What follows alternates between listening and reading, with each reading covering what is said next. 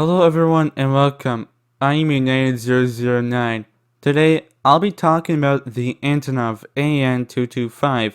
It's the largest aircraft in the world. When it lands and takes off from the few airports it lands at, there's always a crowd of people watching and recording it. Well, at least there were. During the 2022 invasion of Ukraine by Russian forces, the Antonov AN-225 was unfortunately damaged beyond repair. In this video, though, we'll be talking about the aircraft's development, operational history and records, specifications, destruction, and to end things off with my thoughts of the future for the second uncompleted airframe. But before I begin, let me just state my opinions of the invasion of Ukraine.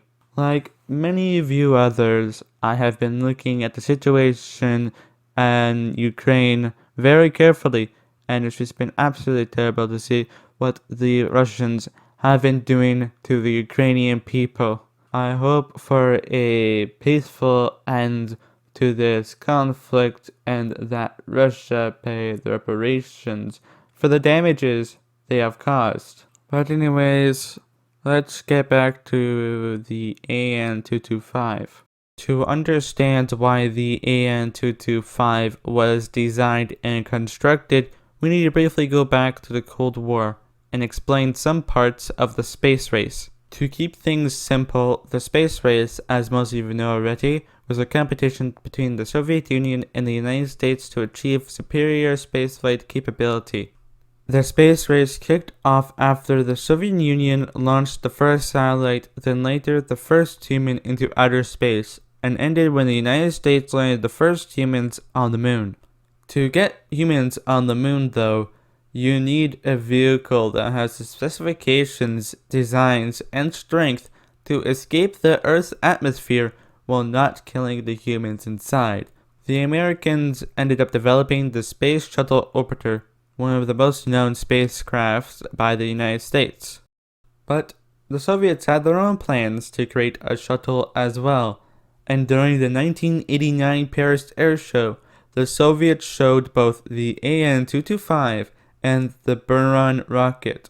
The rocket, named after the Russian word snowstorm or blizzard, was the first spaceplane to be produced as part of the Soviet Buran program. This video isn't about the Buran, so I won't go into the specifics of the program or the rocket, but for people wanting to know what happened to the shuttle, it was destroyed after the hangar it was in collapsed sometime during 2002, and it only had 2 orbits, one of which went orbital, but none of them had crew members. Now, you may be asking, how did the Soviets transport their Buran shuttle from the production plant in Russia to Paris in France?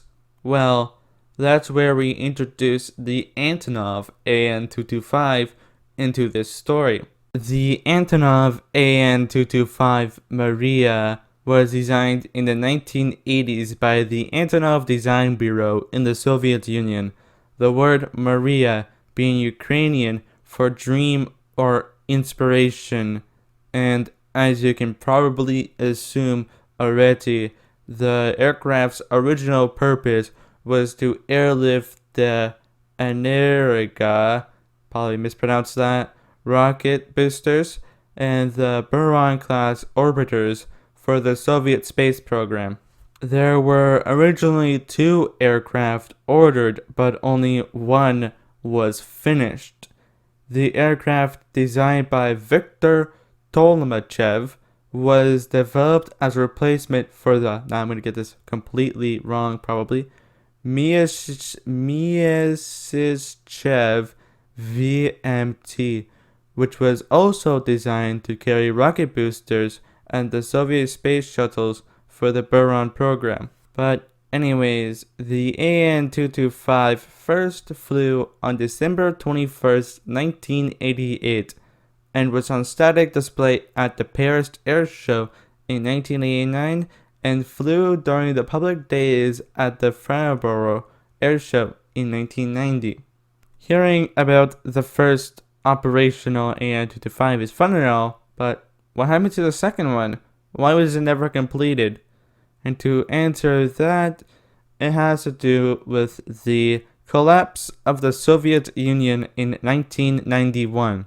Following the collapse of the Soviet Union in 1991 and the cancellation of the Buran program, the second uncompleted AN-225 airframe, along with the lone operational one, were placed in storage. But thankfully for the operational one, it was clear that there was a need for a cargo liner bigger than the AN-124, so the first AN-225 was restored in 2001. Now, you may be more confused if there was apparent need for an aircraft larger than the AN-124, and the AN-225 is the only cargo liner that is larger than it. Why wasn't the second AN-225 completed?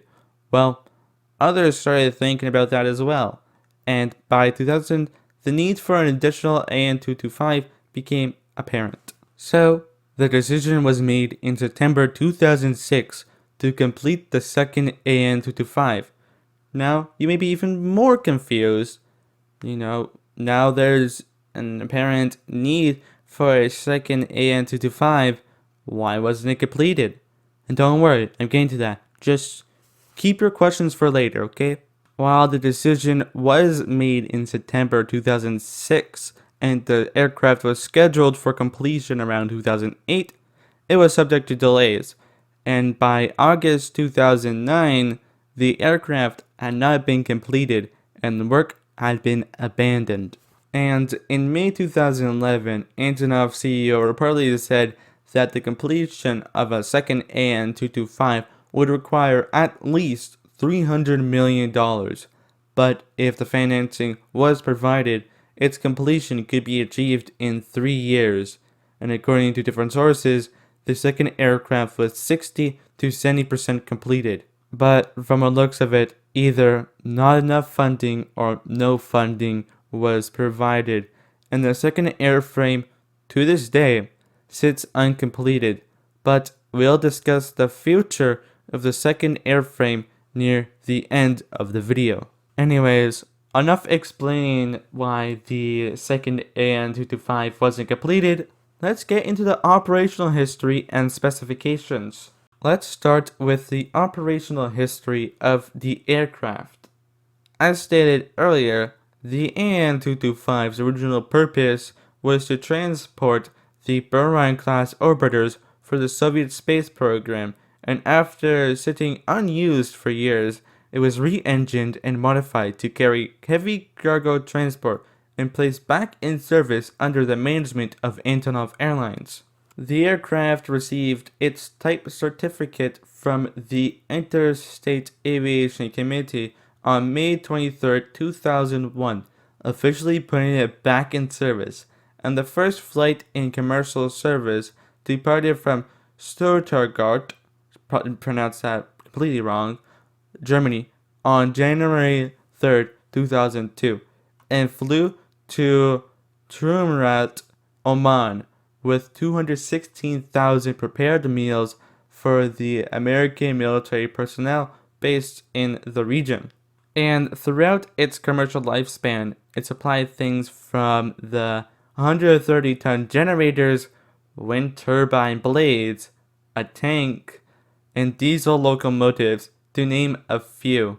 It also became an asset to international relief organizations for its ability to quickly transport huge quantities of emergency supplies during multiple disaster relief operations, and it was also used during the COVID-19 pandemic by conducting flights to deliver medical supplies from China to other parts of the world. And due to the aircraft's large size, it holds multiple Guinness World Records.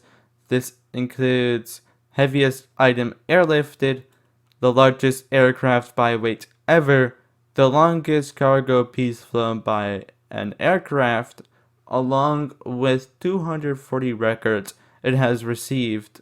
Now that we're finished discussing the operational history and its records, let's look at the aircraft specifications.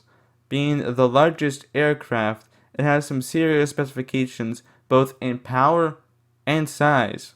The AN-225's length is 84 meters, wingspan 88.4 meters, and height 18.1 meters.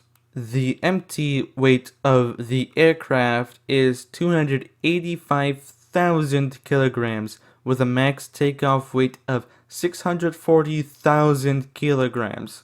The weight and max takeoff weight are so high because it had to transport an entire shuttle. Anyways, it is powered by 6 Progress D18 turbofans, which produce a thrust of 229.6 kilonewtons of force each. These engines allow the aircraft to reach a maximum speed of 850 kilometers per hour, though its cruise speed is 800 kilometers per hour. It additionally has a surface ceiling of 11,000 meters. Finally, while most aircraft are piloted by 1 to 3 crew members, the AN-225 required 6 crew members. Now that we're completed with the specifications, let's move to the destruction of the aircraft. On February 5th, 2022, it returned to its base at Antonov Airport in Homostel. It earlier transported almost 90 tons of COVID-19 tests from Tianjin, China, and delivered them to Billund, Denmark via Bishkek, Kyrgyzstan. It went to Homostel to undergo an engine swap. Before the invasion of Ukraine by Russia, NATO advised Antonov to move the aircraft from Homostel to Leipzig, Germany. Management and Antonov scheduled for the flight to happen on the 21st of February. Unfortunately, this was the day the invasion began, and one of Russia's first targets was the Antonov Airport. This was because, if captured, it could be used as an air bridge, which would allow the Russian forces to quickly move into Kyiv to, take over the country. During the initial attack, the runway was rendered unusable, but it was reported that the AN-225 was intact. Unfortunately, such good news did not last, as on February 27th, a photo circulated that was quickly identified as the AN-225 ablaze in its hangar. It speculated it was hit by a Russian missile or airstrike. Regardless of what struck the aircraft, it was reported by the Ukrainian edition of Radio Liberty that it had been destroyed. This message was later said by Foreign Minister Dmytro Kuleba and by Buran-class, the parent organization of Antonov. Though at first, Antonov refused to confirm or deny these reports and said that it was quote-unquote still investigating them. But in a statement by Buran-class, they stated the restoration is estimated to take over 3 billion USD and over 5 years. Our task is to ensure that these costs are covered by the Russian Federation, which has caused intentional damage to Ukraine's aviation and the air cargo sector. Both Buran-class and the Ukrainian government have pledged to eventually rebuild the aircraft. Anyways, here are some additional photos showing a clearer look into the destroyed aircraft. As you can see from these photos, the aircraft was damaged beyond repair, so simply repairing it would be inconvenient at best and impossible at worst, which means there's only one realistic option: taking a second uncompleted one and completing it. But before I discuss my thoughts on the future of the second airframe, allegations have been surfaced by pilot Major Dmytro Antonov. He accused the management of the company for not doing enough to prevent the destruction of the aircraft after having been advised by NATO to move the aircraft to Leipzig. But anyways, onto the second airframe. As stated before, the only realistic option to get an AN-225 flying again is to complete the second aircraft, but according to estimates made in 2012, it would have cost nearly $460 million, but that's with the original specifications. Adding minor components would drive up the price even further. Also, according to Antonov's calculations, the second AN-225 would never recuperate the expenses, at least not with the commercial transport of cargo. While it may be popular with aviation enthusiasts, it's not an aircraft that sees work too often, unlike other cargo planes Antonov Airlines uses, like the AN-124. Although Antonov, Buran-class, and the Ukrainian government may try to get Russia to pay the expenses of the aircraft, it simply isn't economically viable to do it, as even if Russia decides to fund the completion, they would never see a return on their investment.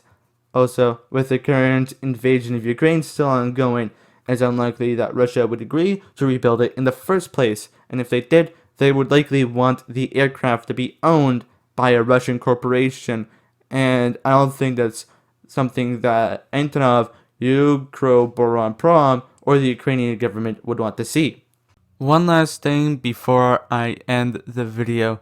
Apparently, on March 24th, 2022, now former General Director of Antonov stated in a now deleted post on Facebook, despite difficult times, the team at DP Antonov strongly considers it necessary to prevent the complete irreversible loss of the legendary aircraft as one of the symbols of modernity and begin work on the revival of the flagman of transport aviation, AN-225. Mriya proposed to establish the International Fund for the Revival of the Transport Aircraft AN-225. Anyways, we have reached the end of today's video. If you enjoyed this video about the AN-225, press the like button and share it with your friends. If you enjoy the content that's produced and published on this channel, press the subscribe button and the notification bell to know when new videos are published. Finally, if you want to see more of me, I have an official Discord server and Twitter account linked below. Anyways, I'll see you guys next time. Goodbye.